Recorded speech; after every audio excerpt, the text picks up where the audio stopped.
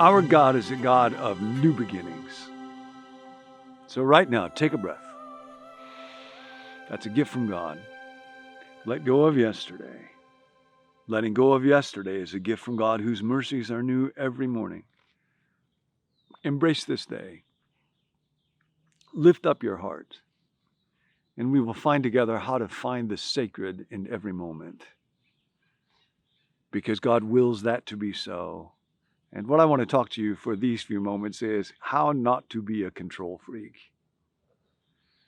And we get this from the language that God uses in the book of Genesis. Relax, be creative, give power and love and freedom to others around you, because this is actually what God does. And often people don't understand this about God. Many people think that to speak of the sovereignty of God means to acknowledge that he is kind of the ultimate control freak, but it's okay because he's God. So he has to determine everything. He has to cause everything. He has to control everything. He is a micromanager.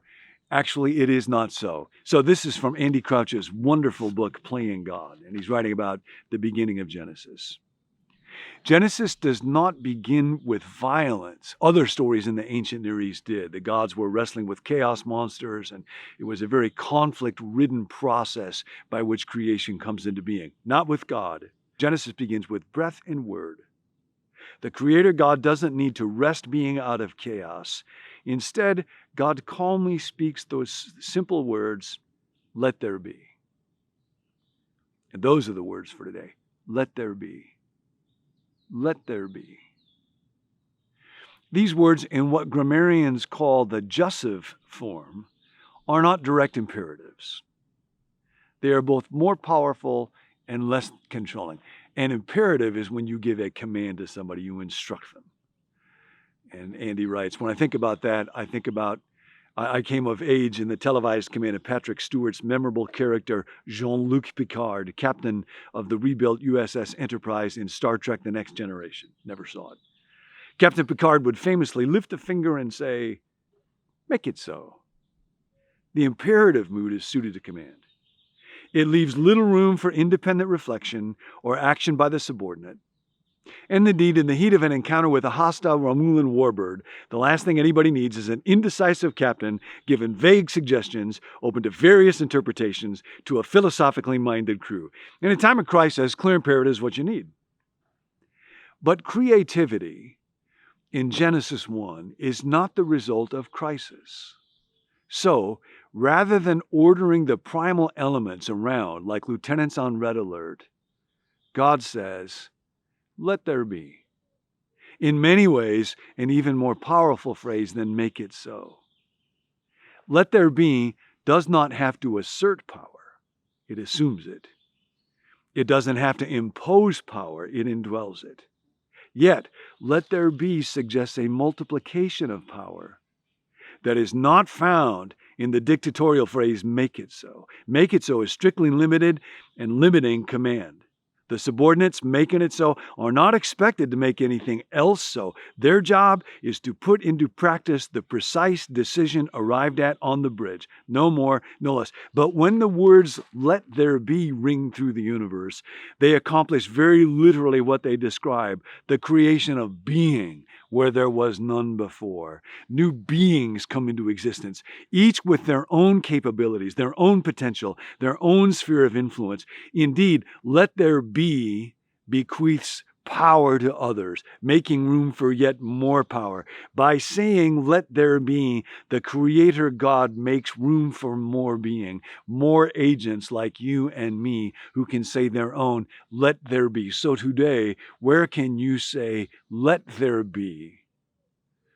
We had a bunch of people coming over to our place, And one of them was suggesting it'd be kind of cool to have Swedish pancakes. There were 25 young people coming over. And at first I thought, that's way too many. I've never made that much batter in my life. And then I thought, why not?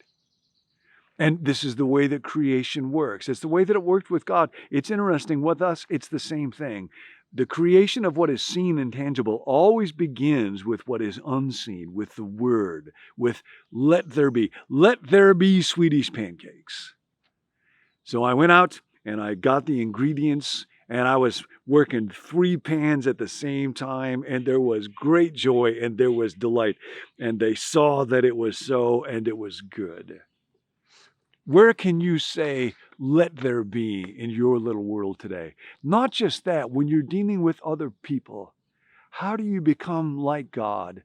A let there be kind of person. I think about my friend Dean, who was a quarterback back in high school and had a coach who, instead of micromanaging and calling every play, said to Dean, I want you to call the plays, and gave to Dean what he called the dignity of responsibility. And the team won the state championship.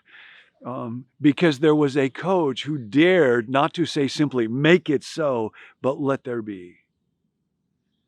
Can you be today, if you have children, a let there be parent?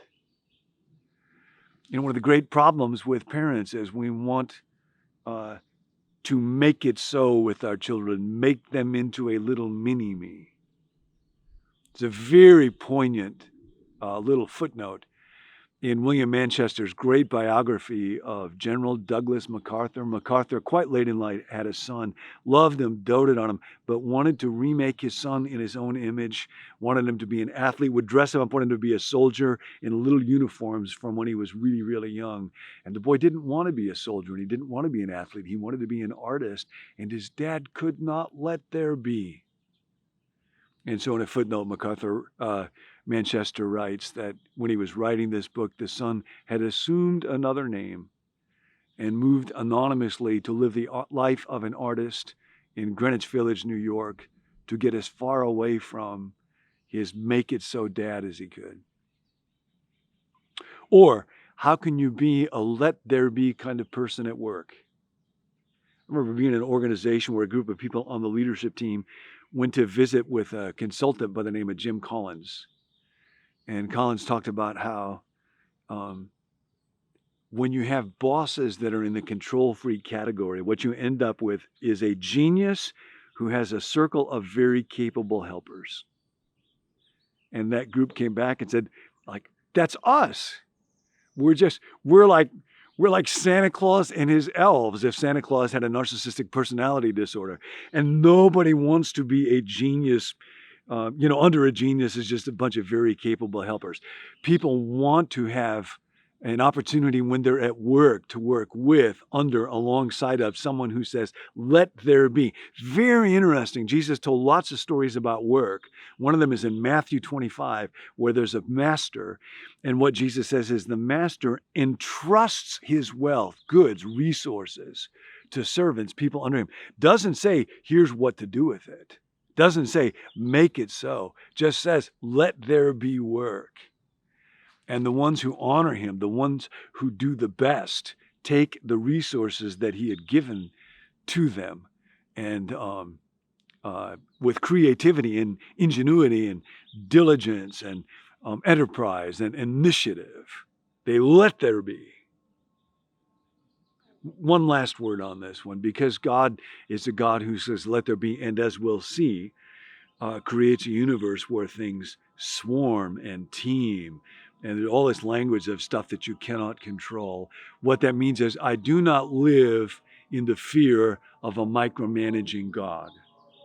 So while you're pursuing let there be, one other invitation today, deliberately combat your tendency towards fearful perfectionism and image management by deliberately making a mistake. Let there be a mistake to remind you in a concrete, palpable way that you do not live under the tyranny of perfectionistic image management.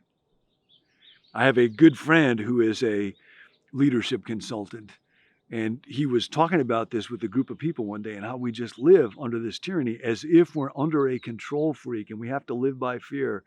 And so his assignment, what I'm going to give you today, was today I want you to write an email to somebody and deliberately make a grammatical error and let it stand and hit send. And don't explain it. Don't tell him you know it. Let somebody else look at you as a person who could let there be a mistake. And no kidding, I won't tell you any more details so you can't track this down, but there was somebody in the group that he was telling who was so appalled by this, who had spent their whole life making sure they never made a mistake, that they went up publicly on the stage and responded to this in a way that I cannot tell you about that, but they probably could have got arrested for. You don't live under a control freak God. So today, send an email with a mistake in it, or deliberately wear a pair of mismatched shoes today and don't tell anybody why. Or if your hair normally is incredibly beautifully moosed, deliberately unmoose it today. Today, it's not a make it so day. It's a let there be day, under the love and freedom of a let there be God. End of teaching. Beginning of your day with God.